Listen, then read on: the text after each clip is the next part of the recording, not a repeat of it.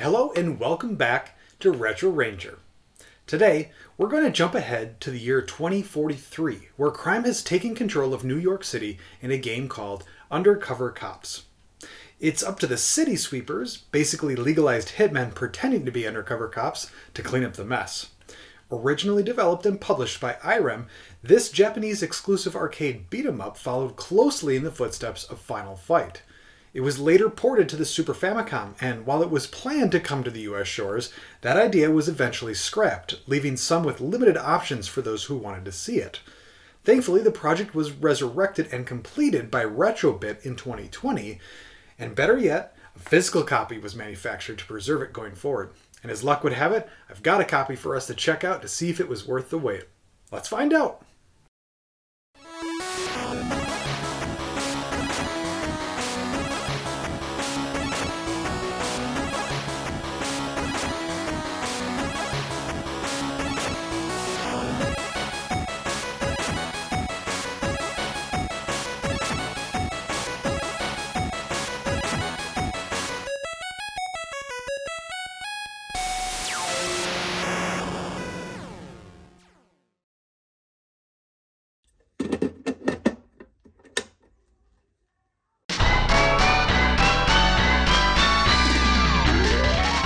Okay, so as I mentioned, this is a beat-em-up, and you make your way through the various levels as a city sweeper, letting your fists do the talking.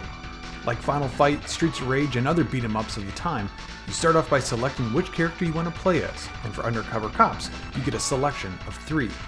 Zan Takahara, a disgraced martial arts champion who takes revenge on gangsters since his wife was attacked and murdered by thugs in his home country. You also have Matt Gables, a once professional football player nicknamed the Fireball, had his career destroyed after being accused of cheating and taking drugs. Last is Rosa Felmonde, who is kidnapped and experimented on by the main protagonist, Dr. Crayborn. When her boyfriend is killed in front of her, she's out for blood. These undercover cops certainly have a revenge-worthy backstory to help drive them to this profession, but at the end of the day, this is a beat-em-up and the story matters little. Each character has their own special attacks, special moves, and a super special move that targets the entire screen. Following the usual pattern for a beat-em-up, specials will cost you some life to do it, but thankfully you only pay the penalty if they connect with an enemy. The super special moves are really well done. You won't see this in Final Fight or Streets of Rage, that's for sure.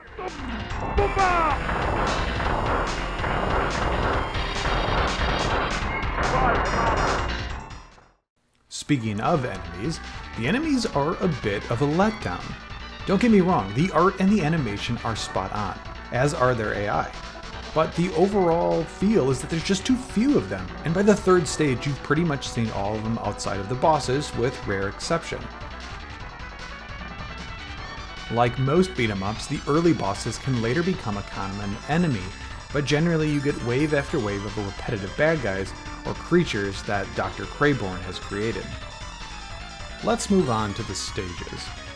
There's 5 stages to the game, and most have at least 2 separate sections to break up the constant background scroll.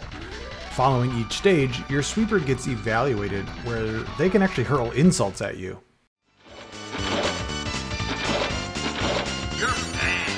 Aww. Well, maybe that means good.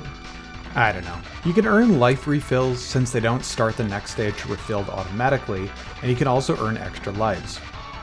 Let's take a look at the stages themselves. The first is the Coastal Industrial Zone, where you fight along the ocean and harbor, where there's no shortage of ne'er-do-wells.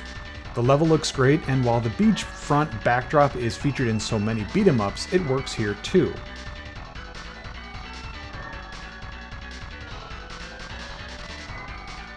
The boss of Stage 1 is Parks, who's an android. This fight has 2 phases, but the most interesting is Phase 2, where a compactor is taking up a good chunk of the environment. You can try to take your time to kick him into the compactor and getting an instant kill on him, or beat him down the slow way. Watch out though, because he can actually throw you in there as well to chew up a life no matter how much health you have. I really enjoy the ability to interact with the surroundings, and I only wish it was more prevalent throughout. Stage 2 is a construction site of a skyscraper, only when you first start, it's rather out of place with wood flooring and a mine cart track. I thought this was supposed to be 2043. What happened to the art direction for this section, I wonder?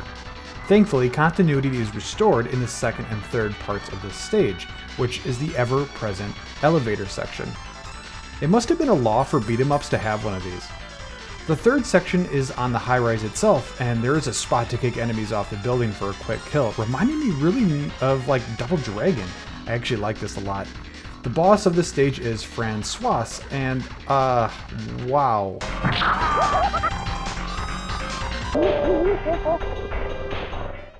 I don't know what to say.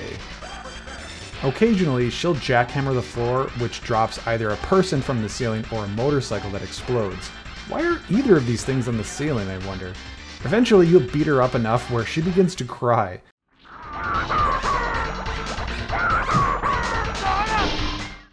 I don't know if this is either the best or the worst boss fight in a beat-em-up, but it's definitely something though. I'll give them that. Stage 3 is an abandoned mine that the instruction booklet... Actually, let's just pause here for a second to talk about that.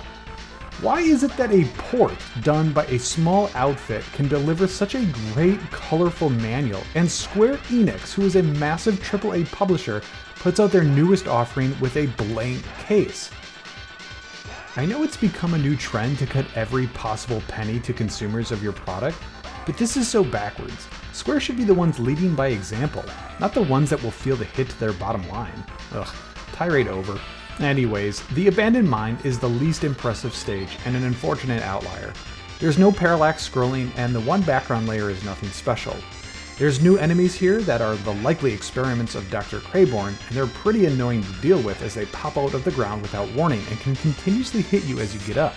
There's no invulnerability frames when you get back up, so sometimes it can be difficult to recover. Thankfully, they die in one hit once you actually connect with them, but they seem to be able to hit you often when you can't hit them, so it's sometimes easier said than done. The boss of this stage is Mole Man, and he's one tough hombre. Every time you land a hit on him, he'll dive underground and pop up in a new location, making for a longer fight. The dirt that flies up when he dives or surfaces will harm you, so timing is difficult, as is getting close to him. The best way I found to take him down is just to continuously sidekick him after the dirt settles. It's not perfect and it's definitely cheap, but he's cheap himself, so tit for tat.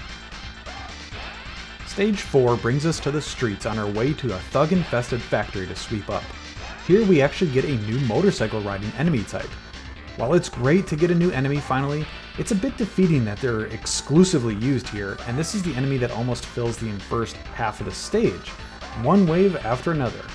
Given that they fly across the screen and you need to jump or dash kick them, the constant back-to-back waves gets old quickly. The silver lining is the stage art. While it could have used some more animations in the background, it's still well done. When you get to the end, it's time for another quirky boss. This fire-wielding clown thing is thankfully easier than the previous boss, but can still give you a run for your money. My best strategy was to avoid running away when he gets into his whirlwind counterattack, going in and interrupting it. Eventually he lights himself on fire and you get to stand back and enjoy the pyrotechnics here. As an added bonus, after he burns himself to a skeleton, you can actually go and kick his skull off if you feel like you owe him one still. After that, we're already on the final stage, and, true to an arcade origin, the quarter-eating difficulty shows up. The stage is split into two major sections, the first being the muddy ruins of the city, first flat land, and then a downhill section. Our favorite ground mutants show up again, and as well as these flying enemies that can make for a really tough time. After you clear the base of the ruins, you actually hop onto Dr. Crayborn's helicopter for the final section. A Park-Likes android will show up a few times, as do these baseball bat guys in record number. It's best to sidekick them and just camp their bodies. There's open sections on the floor here that you can throw enemies off if you want, but given that you're running low on lives and continues likely, it might be not worth the risk of getting thrown off yourself. After an onslaught of enemy waves, you find yourself fighting doppelgangers of the sweepers. First you fight Matt alone, then Zan and Rosa together. Strangely, they have no health bars despite being harder than the other enemies and more like a boss. Finally, it's the showdown with Dr. Crayborn for the finale.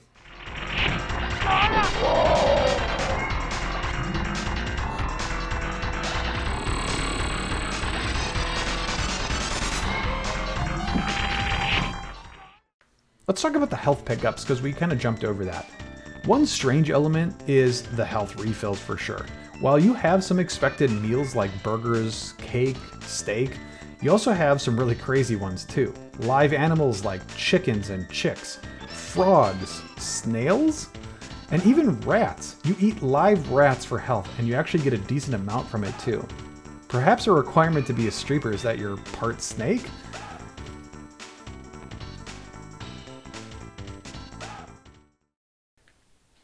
And that is Undercover Cops. How's it fare next to Final Fight and Streets of Rage? Well, I'd say pretty darn good. The controls are familiar and tight, and each character has their own movesets that are genuinely fun to play.